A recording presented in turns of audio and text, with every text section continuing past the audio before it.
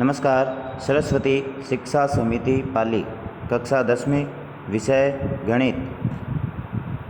आज हम पढ़ने वाले हैं अध्याय 17 केंद्रीय प्रवृत्ति के माप का तीसरा भाग माध्यक। तो पहले माध्यक होता क्या है। आंकड़ों को आरोही क्रम में व्यवस्थित करने के बाद ठीक बीच वाला जो भी आंकड़ा होगा, प्रेक्षण होगा, उसको हम माध्यक कहेंगे। जो सभी आंकड़े आएंगे वे आंकड़े जो प्रश्न में दिए जा रहे हैं, उन आंकड़ों को या तो हम पहले आरोही क्रम में व्यवस्थित करें या अवरोही क्रम में व्यवस्थित करें। अर्थात या तो उनको हम छोटी से बड़े के क्रम में जमाएं या बड़े से छोटे के क्रम में जमाएं। जमाने के बाद में जो ठीक बीच का प्रेक्षण होगा वो माध्यक कहलाएगा। उदाहरण के लिए देखते हैं। तो उदाहरण लिया है 4, 2, 1, 7, 8, 1, 6, 5, 1 और 3। इसका हमें माध्यक निकालना है। तो माध्यक निकालने के लिए सर्वप्रथम हमने यहाँ आंकड़ों को आरोही क्रम में व्यवस्थित किया है।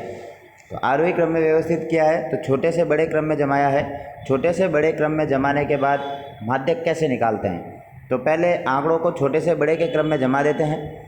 जमाने के बाद हम लोग आगे पीछे से एक एक अंक को काटना प्रारंभ करते हैं। जैसे 1 कटा, 8 कटा, आगे से फिर 1 कटा, 7 कटा, 1 कटा, 6 कटा, 2 कटा और 5 कट गया। अब बीच में आने के बाद दो संख्याएं बच गई, 3 और 4। तो जब ये 3 और 4 दोनों अंक बच गए तो हमें क्या करना है, 3 और 4 को जोड़ के आधा कर देना है। तो 3 और 4 को जोड़ा 7 आया। 7 का आधा होता है 7/2। तो 7/2 में यानी 7 में 2 का भाग देंगे तो आंसर हमें प्राप्त होगा 3.5। 3.5 इसका आंसर हमें प्राप्त होगा। अब आगे की अगर बात करते हैं किस प्रकार इसको और समझ सकते हैं, इसके लिए एक उदाहरण और लिया है। तो उदाहरण में मैंने लिखा है 4, 2, 9, 1, 7, 8, 1, 6, 5, 1 और 3। इसका माध्यक हमें ज्ञात करना है। तो माध्यक ज्ञात करने के लिए वही पहले आंकड़ों को आरोही क्रम में व्यवस्थित करेंगे। ये सारे आंकड़े जो है वो आरोही क्रम में व्यवस्थित हो रखे हैं। 1, 1, 1, 2, 3, 4, 5, 6, 7, 8, 9। तो ये जो आंकड़े आरोही क्रम में व्यवस्थित हुए हैं, आरोही क्रम में व्यवस्थित करने के बाद में सर्वप्रथम इनके एक एक डिजिट को काटेंगे। जैसे आगे से 1 कटा, पीछे से 9 कट गया। आगे से फिर 1 कटा, पीछे से 8 कट गया। आगे से 1 कटा, पीछे से 7 कट गया। आगे से 2 कटा, पीछे से 6 बच गया। आगे से 3 कटा, पीछे से 5 कट गया। सारे अंक कटने के बाद में बीच में ये एक अंक जो है वो 4 बच जाता है। तो ये जो एक अकेला अंक 4 बचा है, अब जो माध्यक है वो ये 4 कहलाएगा। तो इन दोनों से मेरे कहने का आशय ये था कि जब आंकड़ों की संख्या सम होती है तो उस समय जो ठीक बीच में 2 डिजिट होती है, 2 आंकड़े होते हैं, 2 प्रेक्षण होते हैं, उन दोनों को जोड़कर आधा कर लेते हैं, वो हमारा माध्यक कहलाता है। और जब आंकड़ों की संख्या विषम होती है तो विषम आंकड़े होने पर दोनों तरफ से संख्याओं को काट लेते हैं और ठीक बीच में जो पद बचता है वो हमारा माध्यक कहलाता है। एक उदाहरण और लेते हैं। तो उदाहरण लिया है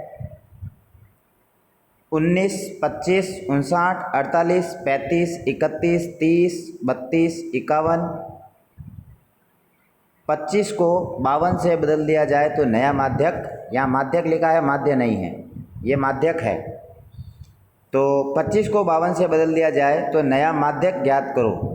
अब 25 को पहले 52 से बदलना है, यानी जहाँ 25 लिखे हुए आ रहे हैं उसकी जगह हमें 52 लिखना है। तो पहली पंक्ति जो मैंने लिखी है 19, 25 की जगह सेकंड नंबर पर मैंने लिखा है 52, फिर 59, 48, बाकी पूरी लाइन जैसी है वैसी लिखी है, यानी 25 को 52 से बदल दिया है आरोही क्रम में व्यवस्थित करने पर। फिर इनको मैंने आरोही क्रम में व्यवस्थित किया है 19, 30, 31, 32, 35, 48, 51, 52 और 59। आरोही क्रम में व्यवस्थित करने के बाद इन आंकड़ों को एक एक करके काटना है। आगे से 19 कटा, पीछे से 59, 30 कटा, 52 कटा, 31 कटा, 51 कटा, 32 कटा, 48 कटा। तो पीछे जो है अपना आप ही अपने पास बच गया है 35, क्योंकि आंकड़े विषम थे। विषम आंकड़े होने के कारण बीचों बीच का जो पद बचा वो है 35, 35। तो हम कह सकते हैं 25 को जब 52 से बदल देंगे तो जो माध्यक होगा वो 35 प्राप्त होगा। इसी प्रकार आगे बढ़ते हैं। तो प्रश्न लिखा है मैंने, माध्यक ज्ञात करो। आंकड़े दिए हैं, प्रश्नावली का प्रश्न है। आंकड़े लिखे हैं 25, 34, 33, 13, 20, 26, 36, 28, 19 और 34। सबसे पहले इनको आरोही क्रम में व्यवस्थित किया। आरोही क्रम में व्यवस्थित किया तो 13, 19, 20, 25, 26, 28, 33, 34, 34 और 36 ये आंकड़े हमें यहाँ प्राप्त हुए। अब इनको एक एक करके काटेंगे तो 13 कटा, 36 कटा, 19 कटा, 34 कटा, इधर 20 कटा, 34 कटा, 25 कटा और 33 कटा। सम आंकड़े होने के कारण बीच में 26 और 28 बच गए। तो 26 और 28 को जोड़ दिया, आधा करना है तो 2 का भाग लगाया। 26 और 28 को जोड़ने पे हमें 54 प्राप्त हुए। 54 में 2 का भाग दिया तो संख्या प्राप्त हुई 27, जो कि प्रश्न का माध्यक होगा। तो इस प्रकार जो भी आंकड़े दिए जाते हैं उन आंकड़ों को पहले हमें आरोही क्रम में व्यवस्थित करना है या अवरोही क्रम में व्यवस्थित करना है, अर्थात बढ़ते क्रम में या घटते क्रम में व्यवस्थित करना है। व्यवस्थित करने के बाद आगे और पीछे से एक एक डिजिट को हटाना है। तो एक एक डिजिट को हटाएंगे तो सबसे अंतिम जो अंक बचेगा, अगर विषम आंकड़े हैं तो एक संख्या बचेगी, सम आंकड़े हैं तो 2 संख्या बचेगी। 2 संख्या अगर बच रही है तो उन दोनों को जोड़कर 2 का भाग देंगे, हमें माध्यक प्राप्त हो जाएगा। ये एक और प्रश्न है, इसको देखेंगे। इसमें x का मान दिया गया है और बारंबारता दी गई है, x और f दिया गया है। तो इस प्रकार की कोई भी संख्या आती है जिसका माध्यक हमें ज्ञात करना होता है, तो उसके लिए सबसे पहले हमें संचयी बारंबारता ज्ञात करनी होती है। तो संचयी बारंबारता कैसे ज्ञात करते हैं वो मैं बताता हूँ। संचयी बारंबारता का अर्थ होता है बारंबारताओं को निरंतर जोड़ना।